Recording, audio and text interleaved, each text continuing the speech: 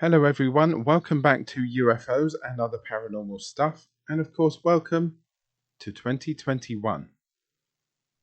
I hope that you had as good a Christmas as you possibly could, and that the new year is a lot better for you and your family, in fact, for everyone, than 2020 was. As always, thanks for listening and thank you for sending in your stories.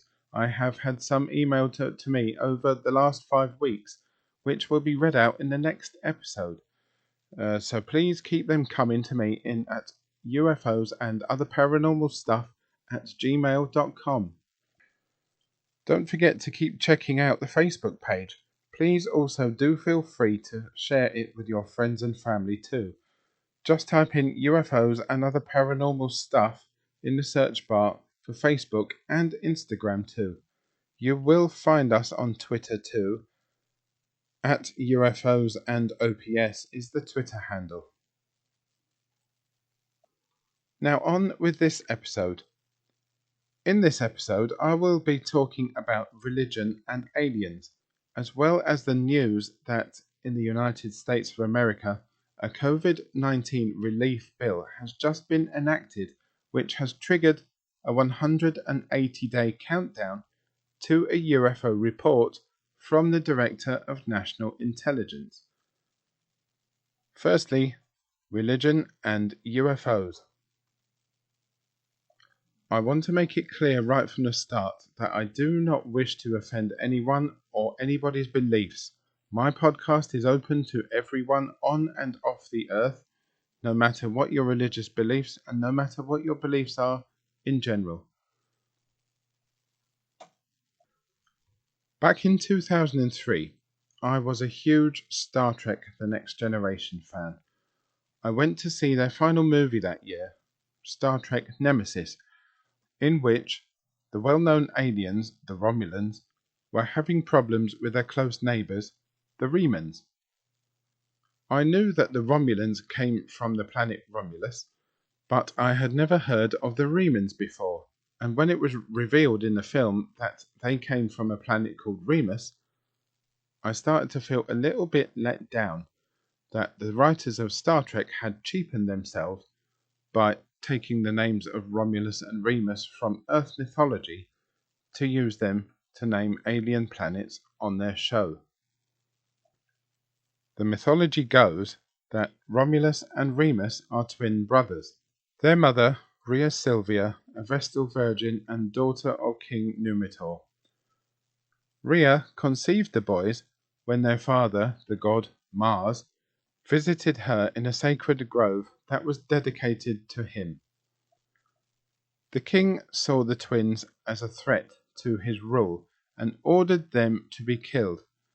They were abandoned on the banks of the river Tiber, but they were saved by the god Tiberinus, the father of the river Tiber, and were looked after by a she-wolf in a cave known as Lupercal. To cut a long story short, they grew up and moved back to the Seven Hills area. After a disagreement, either Romulus or one of his supporters killed Remus, and Romulus went on to become the founder of the city of Rome, according to legend. Like I said, I felt that Star Trek had unnecessarily cheapened itself by taking those already established names from folklore and using them for the twin planets. That was until I watched an episode of the original series of Star Trek from the 1960s. The episode is entitled Who Mourns for Adonis? I was a Next Generation fan, remember, and I did not watch many of the original series. In Who Mourns for Adonis, Captain Kirk and Dr. McCoy speculate that their captor, Apollo, was one of a group of powerful aliens that visited Earth a millennia ago and became objects of worship to the people of ancient Greece. Meanwhile, Carolyn, another character from the Starship Enterprise, learns that Apollo belonged to a group of travelers, godlike in the sense of having the power of life and death, but unable to exist without love and worship. He is the last of their kind, the others having given up hope that humans might one day turn back to them.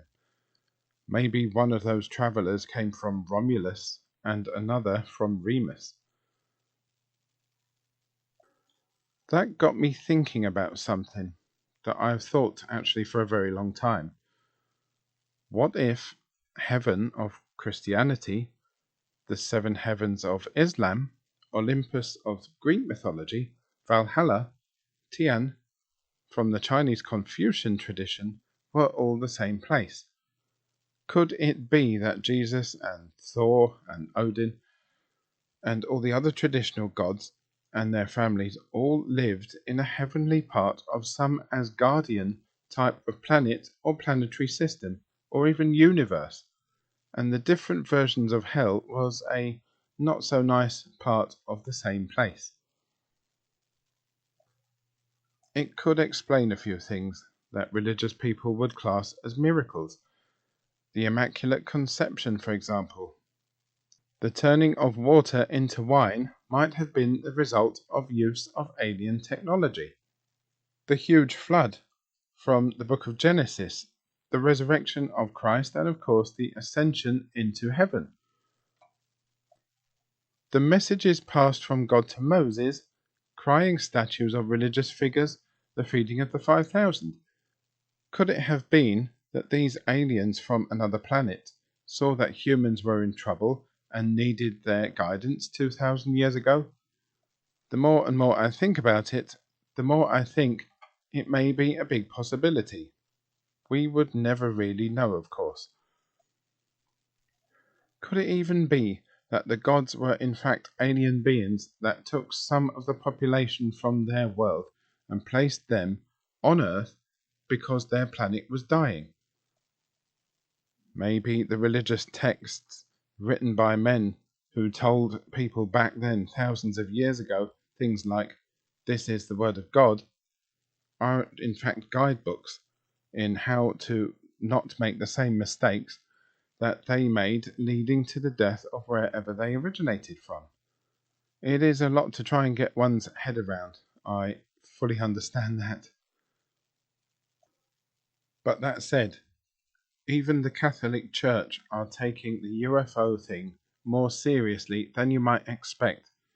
Maybe they're preparing followers for disclosure. Reverend Jose Gabriel Funes, an Argentinian priest and researcher at the Vatican Observatory, said in 2008 that the possible existence of intelligent extraterrestrials did not contradict church teaching, and ruling out existence of aliens would be like putting limits on God's creative freedom. He speculated that such alien life forms could even be free from original sin, remaining in full friendship with their creator. In a 2009 CBS News report, Funes stated, "The question of life's origins and of whether life exists elsewhere in the universe are very suitable, and it deserves serious consideration." Funes also stated, "Just as there's a multitude of creatures on Earth, there could be other beings, even intelligent ones, created by God. This does not contradict our faith, because we do not put limits on God's creative freedom." The report claims that the Catholic Church has been meeting for some time now, discussing the implications of extraterrestrial existence in 2005 and in 2009, with 30 astronomers, biologists, physicists, and other experts who discussed the origins of life in the universe. Douglas Vakoch, an American astrobiologist, researcher with the Search for Extraterrestrial Intelligence, also known as SETI, psychologist, and president of METI, who had asked Funes to join the team at the Messaging Extraterrestrial Intelligence, stated, It's natural for METI to be in dialogue with Jesuit astronomers because they understand the science behind our search, giving us common ground, while also having expertise in theology, providing a new perspective for our scientists. Even though religion does not offer the tools required for scientific proof that extraterrestrial life exists, Bakoch said, if we find life out there someday, many people will look to their religious leaders to help understand what it means to all of us down here on planet Earth. One of the great misconceptions of the general public is that discovering life beyond Earth will threaten people's religious beliefs, Bakoch said. Research has shown that people who hold no religious belief are often the ones who assume people of faith would be the most shaken by alien life.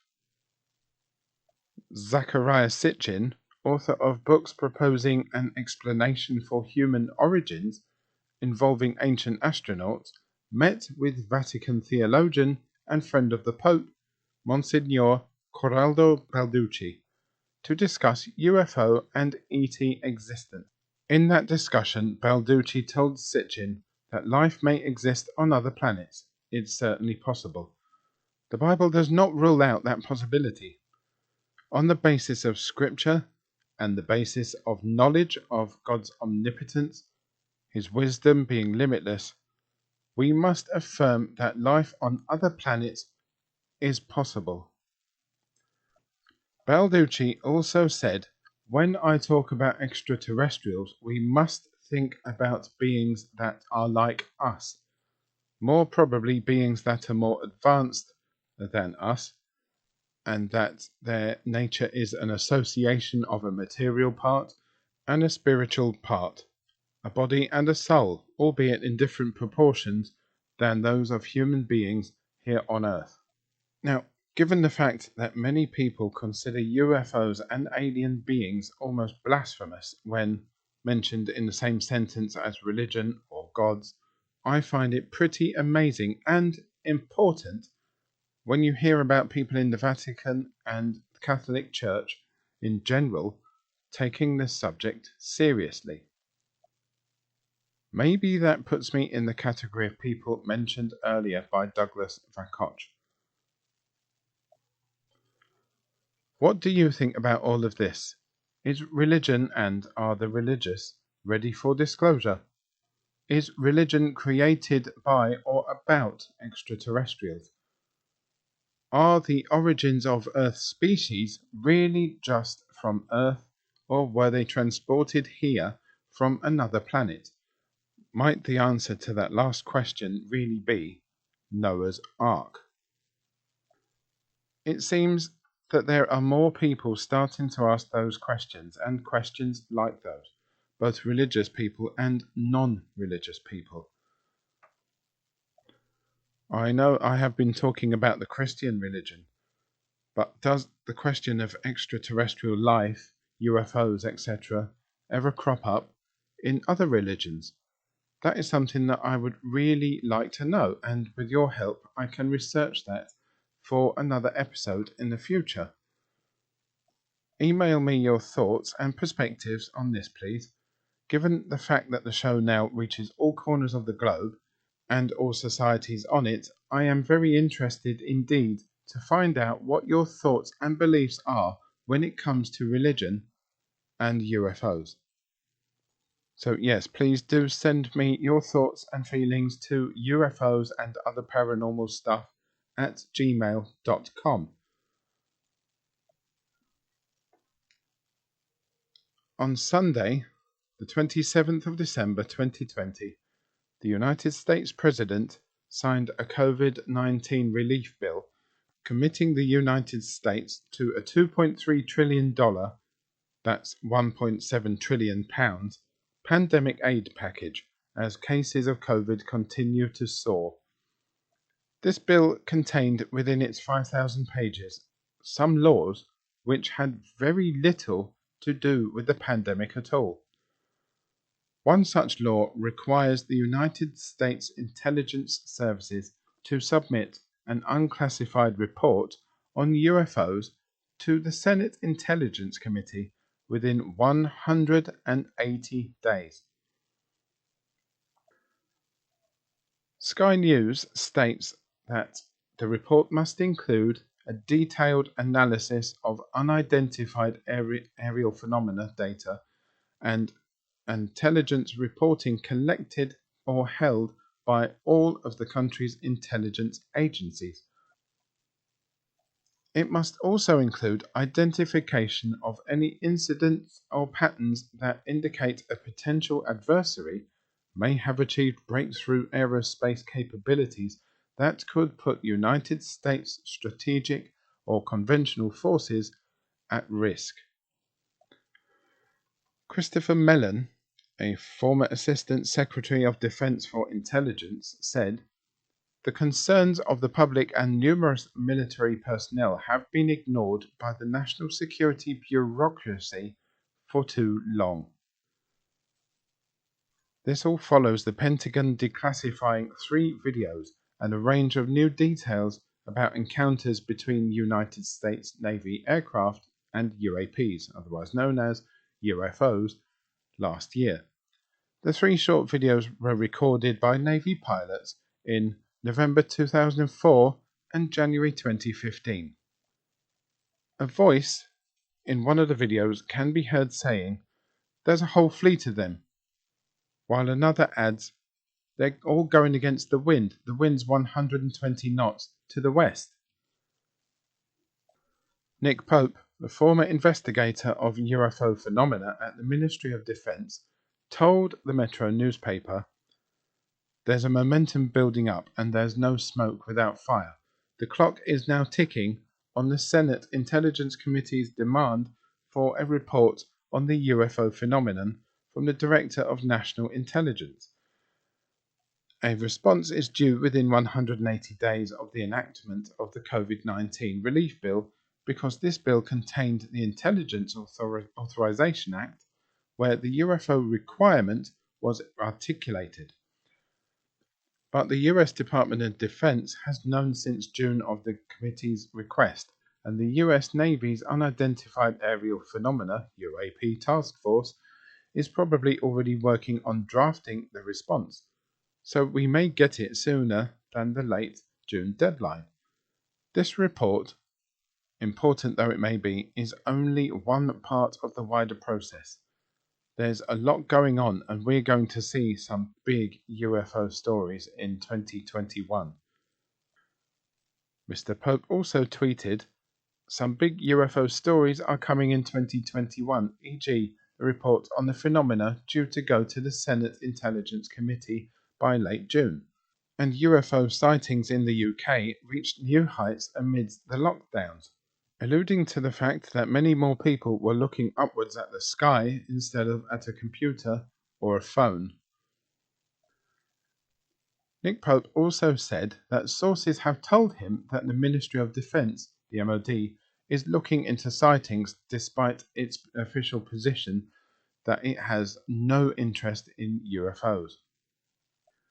Personally, I think that any revelations about UFOs and alien activity on this earth would be very welcome news indeed.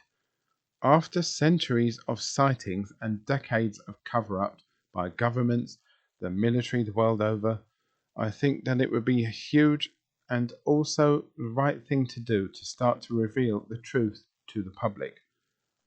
The public can handle it now. The religious can handle it now. It may cause some panic in some regions, but I think that releasing documents stating that the Rendlesham Forest incident was real, the Roswell crash was real, the Phoenix Lights UFO was real, the mass sightings in Rua, Zimbabwe was real, the USS Nimitz UFO sighting was real, even the Betty and Barney Hill case and others like all of those mentioned were all real, would go a long way to bringing this planet and the people in it into a brand new age. But also it may change the way that the world's public see their governments, forces, and even their place in the universe. Who knows, it may even bring the people of the world more together. Can you imagine that day when world leaders finally come out onto their doorsteps or into the press rooms and state categorically, "We are not alone in this universe"? I can, and I have imagined that happening since the incident I saw in 1999, mentioned in the first episode of this podcast. But I have to say that I have a feeling that if anything is found, it will simply be covered up, put under the carpet, whatever you want to call it. But maybe that's just the cynic in me. The optimist in me really hopes that these world leaders can now realize that the public can handle the truth that is out there. If there were mass revelations to come by summer 2021, it would definitely vindicate lots of people who have been pilloried for saying what they have seen in the skies around the world. It would also give Dana Scully and Fox Mulder lots more work to do, and that cannot be a bad thing. Again, what do you think? Will this 180-day countdown bring fireworks, or will it just be a damp squib, just maybe covered up? Send me your thoughts and feelings on that and any other topic UFO and paranormal related. The next episode, due out in 2 weeks' time, is going to be another storytelling episode. From local to global, from UFO to ghostly, whatever your story, please send it in to UFOs and other paranormal stuff at gmail.com and I will read it out on the podcast. Don't forget to join the Facebook group too. Thank you all so much for listening. Stay safe and stay in touch, and I will speak to you very, very soon. Bye bye now.